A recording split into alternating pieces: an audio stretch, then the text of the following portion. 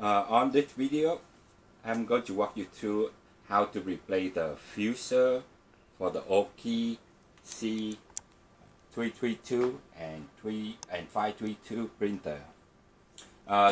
This printer is not need to replace the fuser yet. So don't be surprised that when I take an old fuser and put it back. Just want to show you how to do it, that's all. First, you need to turn off your printer. It's bad if you turn off your printer about 10 minutes before you do it, so the fuser is not hot.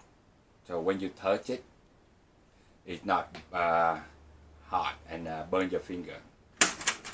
Open the front cover, take the RAM unit out.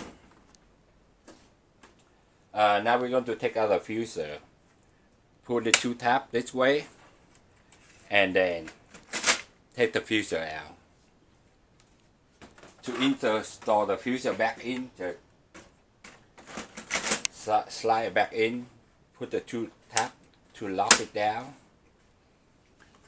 Put back your RAM unit. Actually, you can do replace the fuser without taking the RAM unit out. But take the RAM unit out is a lot easier. Now, close the tab and turn on your printer.